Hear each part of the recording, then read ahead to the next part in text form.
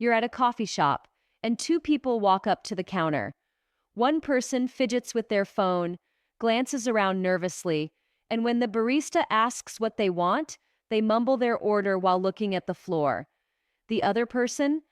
They walk up confidently, make eye contact, smile, and clearly state their order.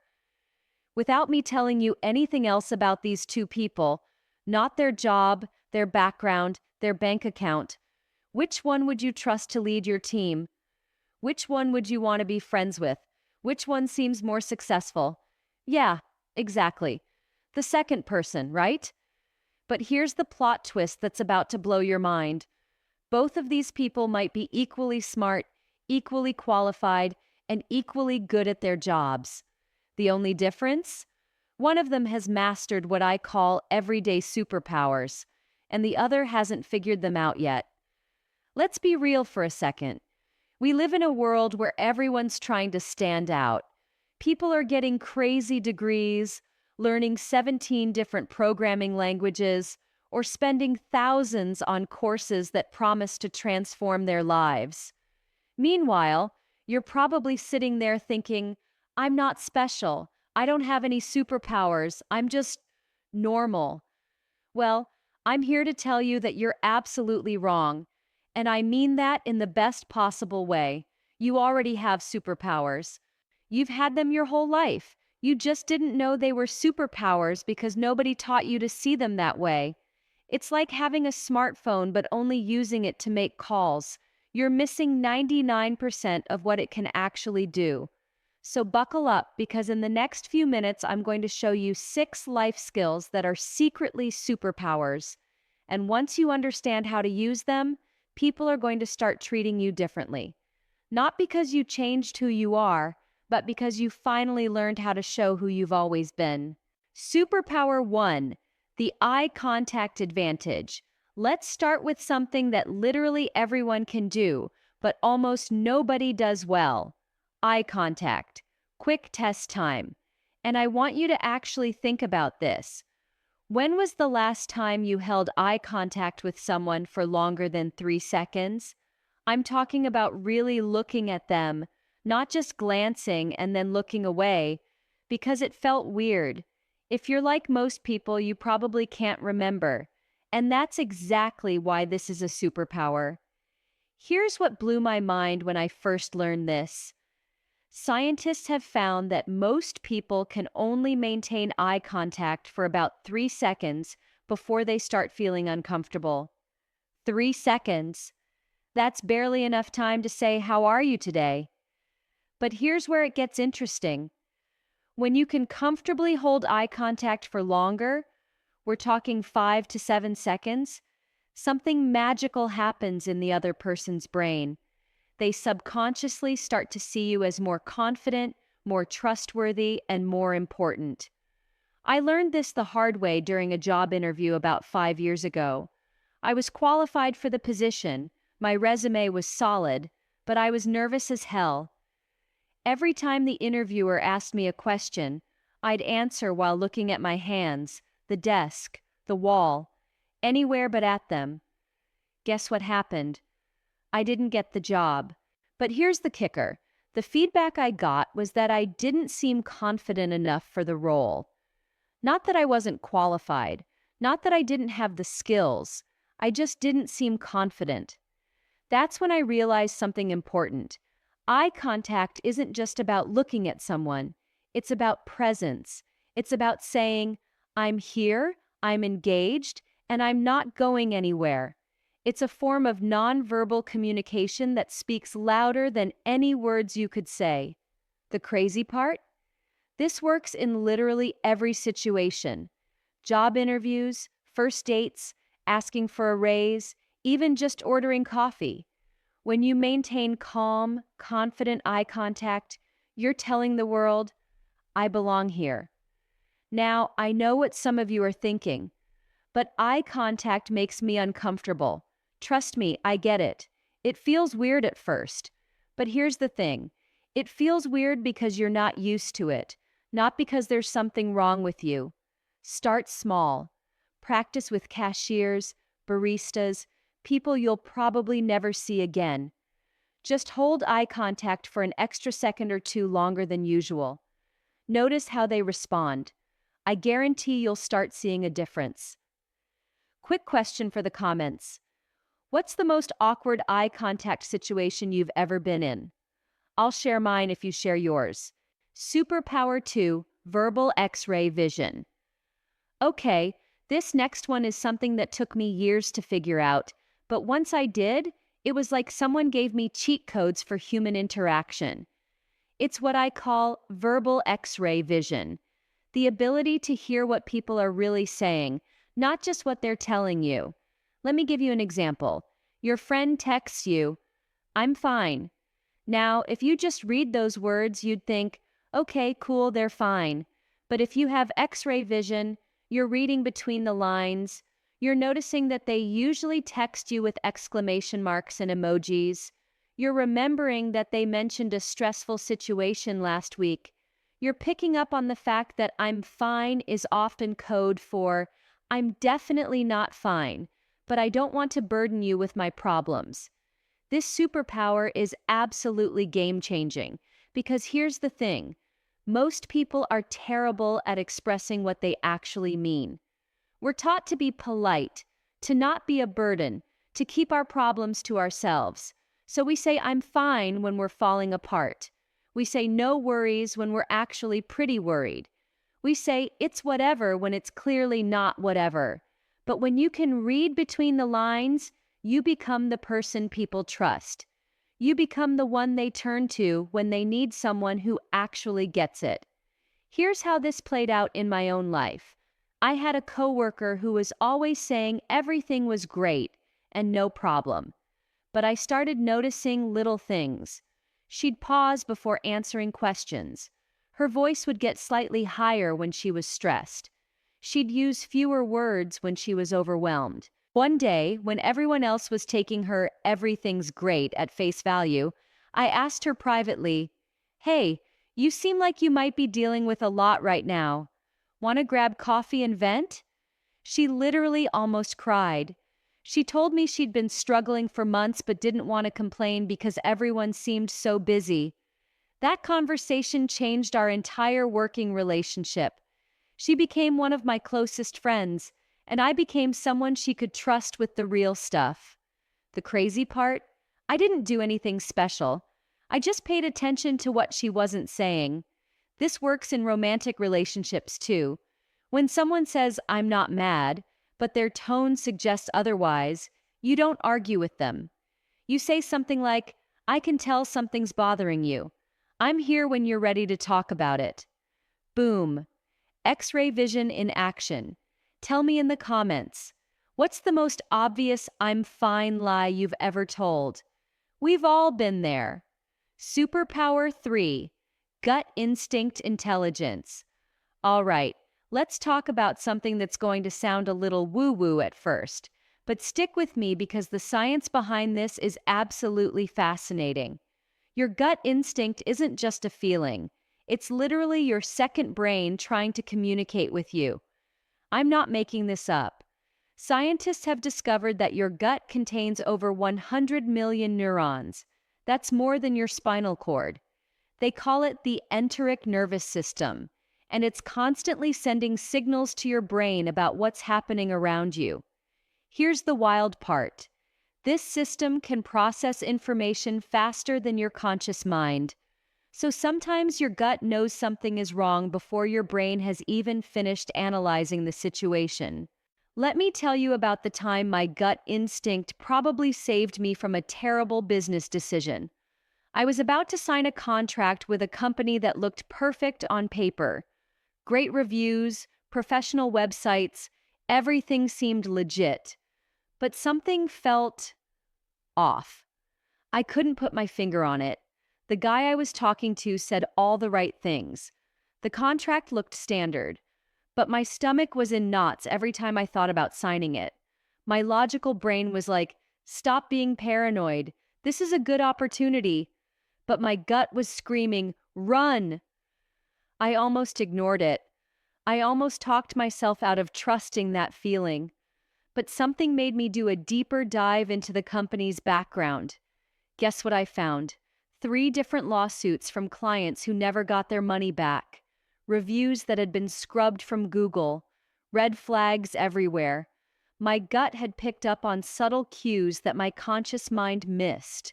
Maybe it was the way the guy avoided certain questions. Maybe it was something in his tone. Maybe it was the fact that he was pushing me to sign quickly. I'll never know exactly what triggered it, but that feeling saved me from losing thousands of dollars. This happens all the time in dating too. How many times have you met someone who seemed great on paper, but something just felt off? Maybe they were attractive, successful, said all the right things, but your gut was telling you something wasn't right. And then later you found out they were still talking to their ex, or they had commitment issues, or they were just not emotionally available. Your gut knew before your brain caught up. The problem is, we live in a society that tells us to ignore our instincts. We're taught to be logical, to analyze everything, to have concrete reasons for our decisions. But sometimes the most important information comes from that feeling in your stomach. Here's the thing though, your gut instinct isn't always right. It's not magic, but it's right often enough that ignoring it completely is a mistake. The key is learning to distinguish between gut instinct and anxiety. Anxiety is usually about future what ifs. Gut instinct is about present, something's not right. Anxiety says, what if this goes wrong? Gut instinct says, this is going wrong. Learning to trust your gut doesn't mean making impulsive decisions. It means paying attention to those feelings and investigating them. When something feels off, dig deeper. When something feels right, pay attention to why. Question for you. What's the biggest decision you made based on gut instinct? Did it turn out to be right? Let me know in the comments.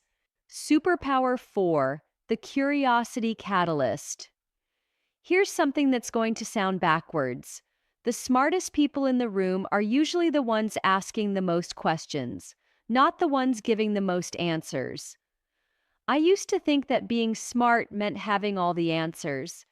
I thought confidence meant never admitting you didn't know something. I was so wrong, it's embarrassing. Real intelligence isn't about knowing everything. It's about being curious enough to keep learning. Let me tell you about a meeting I was in last year. There were about 8 people in the room, all discussing a new project. 7 of us spent the entire time trying to sound smart, sharing our opinions, talking over each other, basically having a competition to see who could sound the most knowledgeable. But there was one person who barely said anything. When she did speak, it was to ask questions. What makes you think that approach would work? Have we considered what happens if that assumption is wrong? What are we not seeing here? Guess who everyone turned to when they needed to make the final decision? Not the people who had been talking the most, the person who had been asking the best questions. Why? Because her questions revealed that she was actually listening. She was processing what everyone else was saying and identifying the gaps in our thinking. She was the only one in the room who was actually trying to understand the problem instead of just trying to sound smart. That's the power of curiosity. It makes you the person who actually knows what's going on. Here's another example. I was at a party once talking to someone who seemed really interesting, but instead of trying to impress them with stories about myself, I just kept asking questions. What got you interested in that? What's the most challenging part of your job? If you could change one thing about your industry, what would it be? By the end of the conversation, they were telling me I was one of the most interesting people they'd ever met. But here's the kicker. I had barely talked about myself at all. I had just been genuinely curious about their life. People love talking about themselves, but they rarely get the chance to talk to someone who's actually listening and asking thoughtful follow-up questions. Curiosity is also a superpower because it makes you learn faster than everyone else. When you're genuinely curious, You remember information better because you actually care about the answers. Think about it. What do you remember more clearly? Information you were forced to memorize for a test, or information you sought out because you were genuinely curious about it? The curious information sticks because your brain was actually engaged, not just going through the motions. Here's what I want you to try. For the next week, in every conversation you have, ask at least one follow-up question. Not just, how are you? But what's been the best part of your week? Or, what's something you're looking forward to? You'll be amazed at how much more interesting your conversations become. And you'll notice that people start seeking you out because you make them feel heard. Drop a comment and tell me, what's the most interesting thing you've learned recently just because you were curious about it? Superpower 5, Flow State Mastery. Okay, let's talk about something that you've definitely experienced but probably don't know how to access on command. Flow state. You know that feeling when you're so locked into what you're doing that everything else disappears? Time becomes irrelevant. You're not thinking about your to-do list, your problems, what you're going to eat for lunch. You're just completely absorbed in the moment. Maybe it happens when you're working on a creative project, playing a sport, having a deep conversation, or even just cleaning your house. Suddenly, hours have passed, but it feels like minutes. That's the flow state. And here's the crazy part. It's not random. It's not something that just happens to lucky people. It's actually a trainable skill. Let me tell you about my own flow state discovery.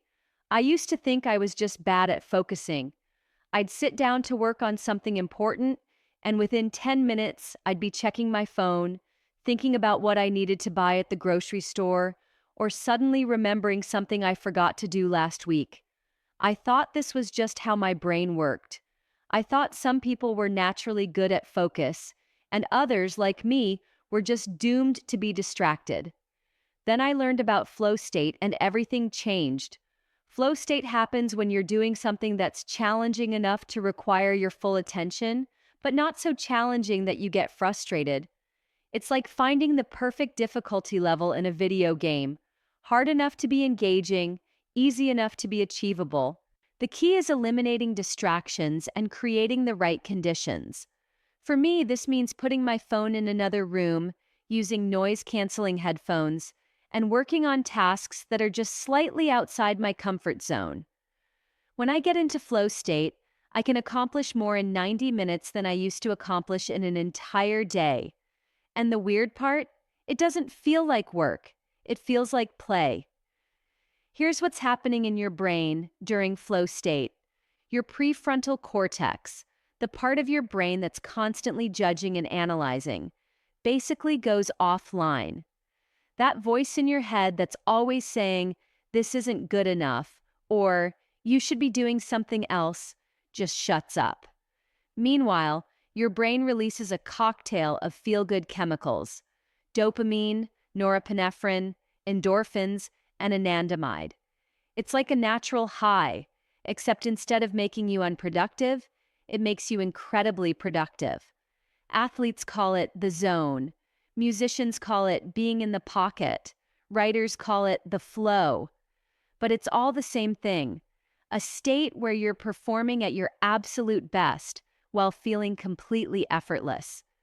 The amazing thing is that you can train yourself to access this state more regularly. It's about finding the right balance of challenge and skill, eliminating distractions, and creating rituals that signal to your brain that it's time to focus. For me, flow state usually happens when I'm writing, but I've also experienced it while having deep conversations, working out, and even doing mundane tasks like organizing my closet. The trick is paying attention to when it happens naturally and then trying to recreate those conditions intentionally. Here's your homework. Think about the last time you lost track of time while doing something you enjoyed. What were you doing? What conditions made it possible? How can you recreate that experience? Tell me in the comments, what activity puts you in flow state? I'm genuinely curious to hear about your experiences. Superpower 6, Initiative Activation. All right, we've arrived at the final superpower, and this one might be the most important of all: taking initiative. Here's a hard truth: everyone has ideas, everyone has dreams, everyone has things they want to accomplish, but most people never act on them. The difference between people who succeed and people who don't isn't talent, luck, or connections. It's the willingness to take that first awkward, uncomfortable step when nobody's telling you to do it. Let me give you a perfect example from my own life. A few years ago, I was working at a job I didn't love, complaining about it constantly, but not doing anything about it. I'd spend my lunch break scrolling through job postings, fantasizing about quitting, but never actually applying anywhere. One day, a coworker asked me, "So what are you actually going to do about it?" I gave him the usual excuses. I don't have enough experience. The job market is terrible. I should probably wait until I have more savings. I don't even know what I want to do next. He looked at me and said, "You know what? You're right. You should probably just stay miserable forever. That sounds like a great plan." It was harsh, but it was exactly what I needed to hear. I realized I was waiting for permission that was never going to come. I was waiting for the perfect moment, the perfect opportunity, the perfect plan. But here's the thing about perfect moments: they don't exist. So I decided to take initiative. I started with small steps. I updated my resume. I reached out to people in my network. I applied for jobs even when I wasn't 100% qualified. I started a side project that I'd been thinking about for months. None of these actions were perfect. My resume wasn't amazing. My networking attempts were awkward. I got rejected from several jobs. My side project was pretty rough around the edges. But you know what? Those imperfect actions led to opportunities I never would have had if I just kept waiting for the perfect moment. Taking initiative isn't about having a perfect plan. It's about being willing to figure it out as you go. It's about being comfortable with uncertainty and taking action anyway. Here's what I've learned. The world is full of people who are waiting for someone else to give them permission, show them the way, or tell them exactly what to do. When you're the person who takes initiative, you automatically stand out because you're doing something most people won't do. Initiative doesn't have to be dramatic. It can be as simple as speaking up in a meeting when everyone else is silent. It can be reaching out to someone you admire and asking for advice. It can be starting a project without waiting for perfect conditions. The beautiful thing about initiative is that it's contagious.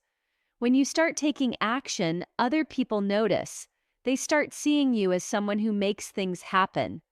Opportunities start coming to you because people know you're someone who will actually follow through. But here's the most important part.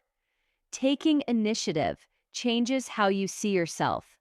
Instead of being someone who waits for things to happen, you become someone who makes things happen. That shift in identity is incredibly powerful.